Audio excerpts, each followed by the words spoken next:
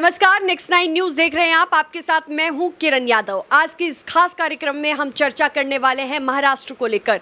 महाराष्ट्र में अभी ऐसे तमाम मुद्दे हैं जो गरमाए हुए हैं, शिवसेना को लेकर, बीएमसी चुनाव को लेकर और दशहरा रैली को लेकर। लेकिन आज की इस डिबेट का हमारा मेन मुद्दा है शिवसेना को लेकर। देखिए, शिवसेना को लेकर दो धड़े हो चुके हैं, एक नाथ शिंदे और दूसरा उद्धव ठाकरे। और हम आपको बताते चले कि दोनों ही धड़ों की तरफ से ये दावा किया जा रहा है, दावा ठोका जा रहा है कि शिवसेना हमारी है। अगर हम बात करें एक नाथ शिंदे की, तो एक नाथ शिंदे के पक्ष में केंद्रीय गृह मंत्री अमित शाह का जब महाराष्ट्र दौरा था, उन्होंने कहा था कि भारतीय जनता पार्टी के साथ है असली शिवसैनिक, यानी कि एक नाथ शिंदे। लेकिन उद्धव ठाकरे लगातार यही बोल रहे हैं कि वो असली शिवसैनिक है। ऐसे में जो 27 सितंबर को फैसला आना है सुप्रीम कोर्ट की तरफ से, और अब देखना यह होगा कि 27 सितंबर को सुप्रीम कोर्ट किसके पक्ष में ये फैसला सुनाएगा। तो आज इन्हीं तमाम मुद्दों पर मैं अपने साथियों के साथ चर्चा करने वाली हूं।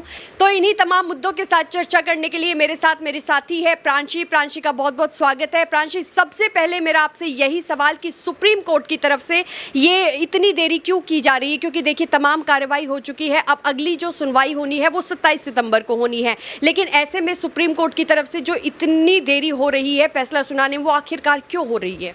सबसे पहले बहुत बहुत शुक्रिया किरण आपका। और जैसा कि आपने यहाँ पर सवाल किया है कि सुप्रीम कोर्ट आखिरकार इसमें देरी क्यों कर रहा है, तो हमने हमेशा ही देखा है कि कोई भी मामला इतनी जल्दी नहीं सुलझता है। और शिवसेना तो महाराष्ट्र में एक बहुत ही बड़ी पार्टी है। बाला साहेब ठाकरे जी ने इस पार्टी को स्थापित किया था, इसका गठन किया था। लेकिन आज ये पार्टी दो गुटों में बटी हुई है। जो लोग दावा करते हुए नजर आ रहे हैं कि शिवसेना हमारी है, शिवसेना हमारी है, और दूसरी ही तरफ यहाँ पर देखने को मिल रहा है कि शिंदे गुट और उद्धव गुट ने यहाँ पर एक तरीके से देखा जाए अपनी तरफ चुनाव चिन्ह को रखने के लिए चुनाव आयोग तक पहुंचकर जंग छेड़ दी है। तो फिलहाल देखा जाए, एक नाथ शिंदे ने साफ तौर पर कह दिया है कि उन्हें चुनाव चिन्ह की जरूरत ही नहीं है। लेकिन उद्धव ठाकरे को कहीं ना कहीं ये डर है कि आज वह अपनी सरकार बना चुके हैं, आने वाले समय में वह जितने भी चुनाव पर जीत हासिल करने का जो दावा कर रहे हैं वह शिवसेना के चुनाव चिन्ह पर ही लड़ेंगे। तो ऐसे में देखा जाए, जिस तरीके से कपिल सिब्बल ने अपनी बात रखी, उन्होंने कहा था अदालत में जो दलीलें रखी थी, और उन्होंने ये भी कह दिया था कि चुनाव आयोग को अपने फैसले को सुरक्षित रख लेना चाहिए जब तक 16 विधायकों की अयोग्यता पर यहाँ पर फैसला नहीं सुनाया जा सकता है।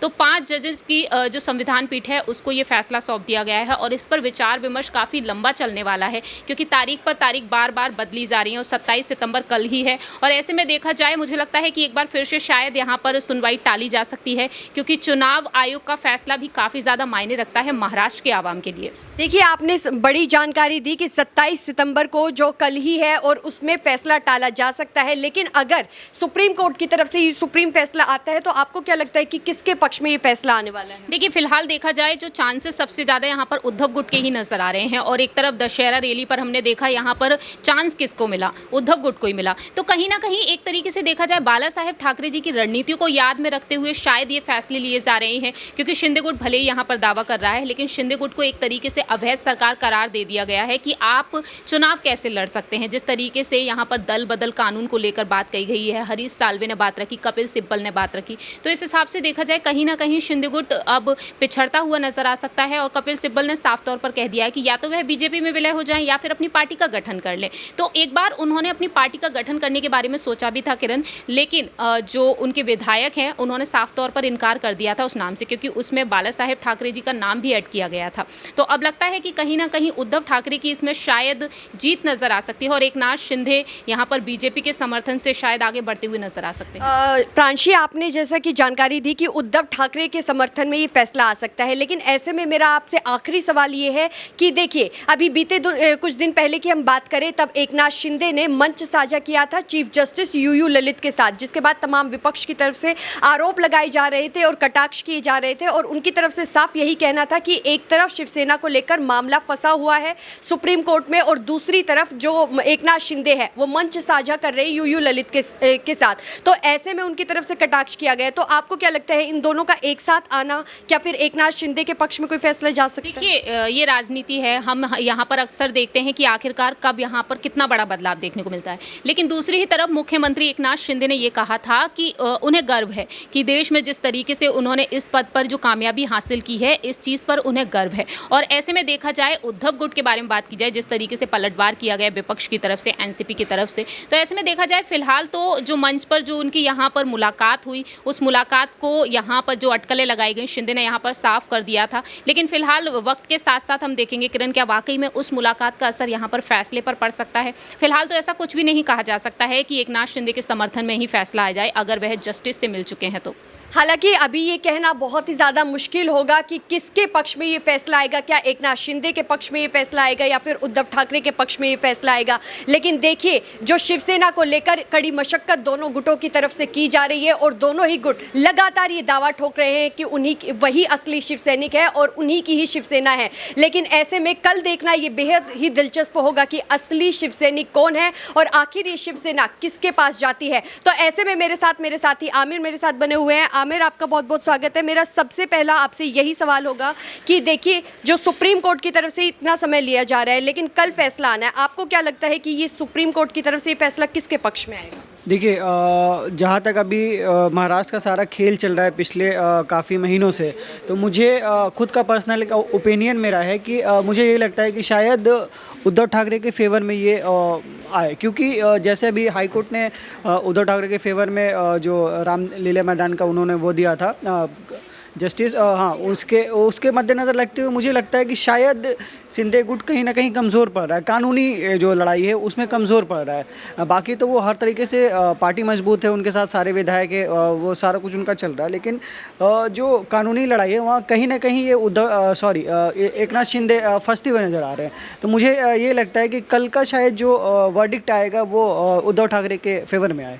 देखिए, जैसा कि आमिर ने हमें बताया कि दशहरा रैली को लेकर जो बड़ी जंग चल रही थी उद्धव ठाकरे और एकनाथ शिंदे के बीच में, तो उस चीज़ को लेकर यानी कि दशहरा रैली को लेकर कि आखिर शिवाजी पार्क में कौन रैली करेगा, उस चीज़ को लेकर फैसला आया है उद्धव ठाकरे के पक्ष में। तो अब मेरे साथी आमिर का कहना है कि कल जो फैसला आएगा वो शायद उद्धव ठाकरे के समर्थन में आ सकता है। अब मैं आसिफ से पूछना चाहूँगी कि आसिफ, आपको क्या लगता है कि फैसला किसके पक्ष में आएगा और अगर आएगा भी तो क्यों आएगा? देखिए, अभी तक के जो नतीजे रहे हैं, जो दलील दिए गए हैं, कपिल सिब्बल का जो बयान रहा है, उस लिहाज से नो डाउट कि अब तक पलड़ा भारी उद्धव ठाकरे का रहा तो है।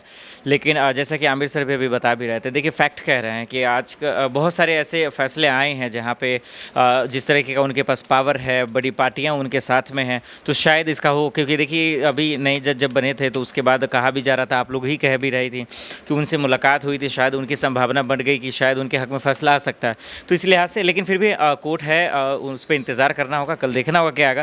लेकिन जिस तरीके के दलील अभी इस वक्त दिए गए हैं, इस वक्त जिस तरह से शिवाजी पार्क को लेकर फैसले आए थे, तो थोड़ा सा कॉन्फिडेंस बिल्ड जरूर हुआ था। लेकिन फिर भी मुश्किल है, ऐसे कह तो सकते हैं कि उनके हक में आ सकता है, लेकिन कहना मुश्किल है। कल का इंतज़ार ज़रूर करना चाहिए, देखते हैं कि क्या होता है, फिर जो होगा देखा जाएगा। लेकिन उम्मीदें एक हैं उद्धव ठाकरे को, क्योंकि जिस तरह से शिवसेना के अध्यक्ष भी वो रहे हैं, काफ़ी वक्त तक उसमें रहे, तो शायद उनके हक में आ जाए, ये एक संभावना है। आखिरी सवाल मेरा आपसे यही कि अगर उद्धव ठाकरे के पक्ष में ये फैसला आता है तो ईडी सरकार यानी कि एकनाथ शिंदे और देवेंद्र फडणवीस को कितनी बड़ी चुनौतियों का सामना करना पड़ सकता है? देखिए, चुनौती मेरे लिहाज से उनके पास कुछ नहीं है। देखिए, आज के ज़माने में राजनीति में यही हुआ है, जिसके पास पावर है, पैसा है, वो कुछ भी कर सकता है।